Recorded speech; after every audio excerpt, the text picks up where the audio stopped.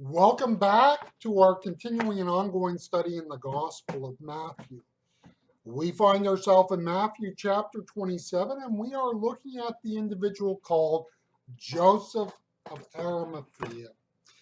I think Joseph is one of those secondary characters, not secondary in any other sense that he doesn't have the same sort of prominence within the Gospels as the apostles or some of the women, but secondary characters that is fascinating. And it provides a window, as it were, into a side of Jesus' life and ministry that is largely silent to us. And so it would be fascinating in a way to know more about him. And so there's all sorts of these type of points in the gospel story where we wish we could know more and will never know more. I'm going to be reading from the New Revised Standard Translation, and we are going to be looking at Matthew chapter 27, verse 58. He went to Pilate and asked for the body of Jesus. Then Pilate ordered it to be given to him. You get a sense of the organization of the 12 apostles, or maybe I should more rightfully say the disorganization of them, in a verse like this. In Matthew chapter 14 and verse 12, New International Version, we are told that John's disciples came and took his body and buried it. I know that the two situations are not exactly parallel, but they are very similar. In both cases, we are dealing with a revered leader who is very unpopular with powerful people.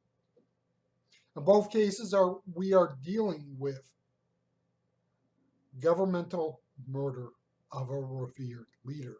In both cases, to prepare the corpse for burial would be to publicly identify with the martyred leader. It seems even in this moment in time, the 12 were not really able to function as they should, or as we would expect, or something like that. In other words, there's something within this which says that they were not really all that organized and not really kind of getting a sense of what their function and role should be. People who do wrong, and in particular who spurn the teaching of the gospel, are not always pig-headed. Look at Pilate, and I think you see a different attitude than the religious leaders come through in a passage like this. Pilate was never gung-ho about crucifying Jesus, but at the end of the day, what was one more crucifixion? I mean, after all, he was a Roman governor, and I'm sure in his 10 or so years as governor of this part of the Roman Empire, he had his share of crucifixions.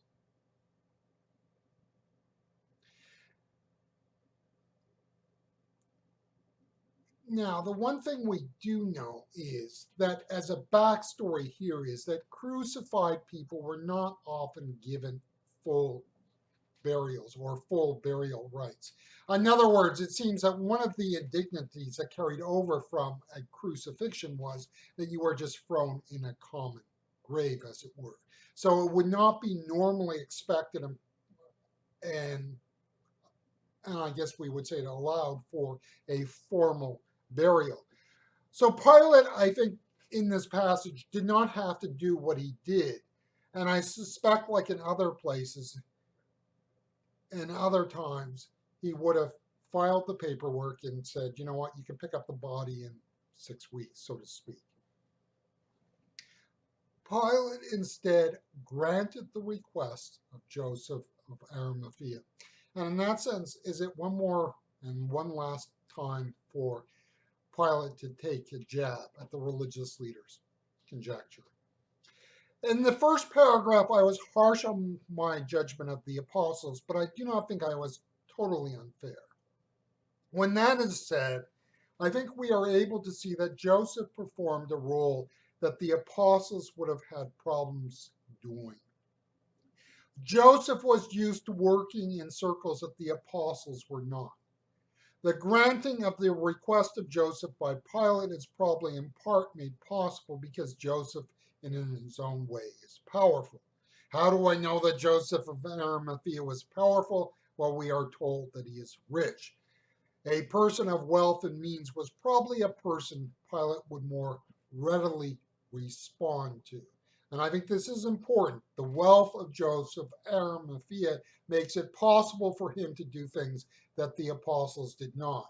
I'm not saying that they were dirt poor, but understand that we know that Peter and Andrew, John and James were people who were just, you know, fishermen by trade. Were not part of the movers and shakers of society. They were not part of the social elite. The work of the church clearly has tasks and jobs for which not everyone is suited for. It is imperative that you and I do what God has called us to and to do it well. The body of Jesus is given to Joseph, and all rose calm. Now, I'm not talking of the good type of calm here. I think here of the old expression, the calm before the storm. There is a sense in which I think from Pilate's perspective, it's kind of like, yeah, let's get rid of the body. We're done with this. Let's move on. The worst is behind us. Now we can just kind of relax. Everything is going to take care of itself. It's smooth sailing from here. I think even Joseph of Arimathea is reflective of that attitude and mindset. What is done is done. Let's move on. Let's give a proper and right burial. Things are done. This is the eerie calm, the calm that is not really calm. And it's the moment, well, when you know something is coming. And yet you may not know what is coming. The Jewish Sabbath would start shortly at sundown, for it was Friday. It was be the start of the festival of unleavened bread, and yet it never would be as it once was. It was the beginning of 36 hours of transition when the new covenant would be announced in all of its glory. In that way, it was truly the calm before the storm.